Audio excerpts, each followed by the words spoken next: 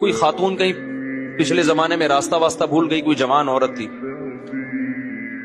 پہلے زمانے میں ظاہر یہ لائٹیں وائٹیں تو نہیں تھی نا، رات کو اندھیرے ہو جاتے تھے، راستہ کہیں بھول گئی ہوگی. تو وہ ایک مسجد میں گئی، اس کو ایک نوجوان نظر آیا جو رات کو چراغ میں مطالعہ کر رہا ہے.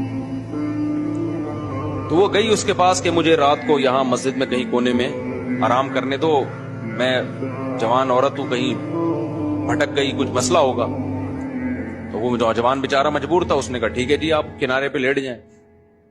اس نوجوان نے کیا کیا، اس عورت نے دیکھا یہ نوجوان نا پوری رات اس چراغ کی آگ میں اپنی انگلی لے کے جاتا اور جب جلنے لگتی تو واپس لے آتا.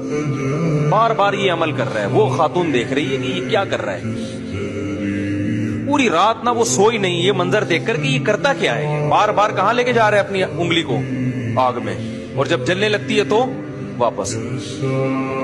صبح جیسے ہی ہوئی ہے یہ نوجوان اس جوان خاتون تھی اس کے پاس گیا، بولا بھائی خدا کے لیے آپ فوراً مسجد سے باہر نکلو، جاؤ آپ یہاں سے. اس نے کہا اللہ کی قسم میں اس وقت تک یہاں سے نہیں جاؤں گی جب تک تم یہ نہیں بتاؤ گے کہ یہ تم نے عمل کیا کیا ہے.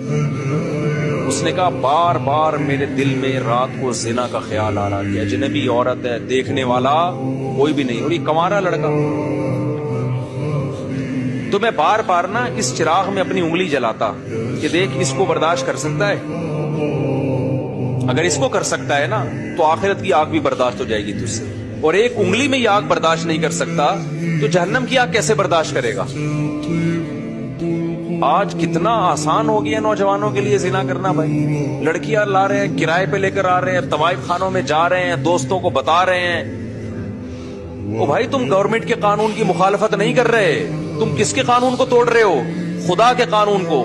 زنا کی اتنی سی اسلام میں یا خدا کی نظر میں ذرا سی اجازت ہوتی تو یوسف علیہ السلام جو مسافر بھی تھے اور خود ایک خوبصورت عورت دروازہ بند کر کے ان کو زنا کی دعوت دے رہی ہے اور دھمکیاں دے رہی ہے کہ نہیں کیا تو جیل بھجوا دوں گی، ایسے موقع پہ بھی یوسف علیہ السلام کہہ رہے اے اللہ مجھے جیل کی زندگی اس بدکاری کی زندگی سے زیادہ محبوب ہے، اور دعائیں مانگ رہے مجھے اس عذاب سے بچا لے.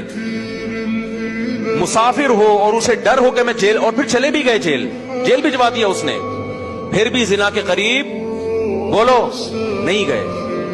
بہت گندا، بہت غلیظ، بہت پلید عمل ہے. میں بار بار کہتا ہوں جب کوئی کہا کرے نا میری گرل فرینڈ ہے، بولا بھنگیوں والا کام مت کیا کر تو، اور ہمارے سامنے آ کے مت بتایا کر. گرل فرینڈ اور بوائے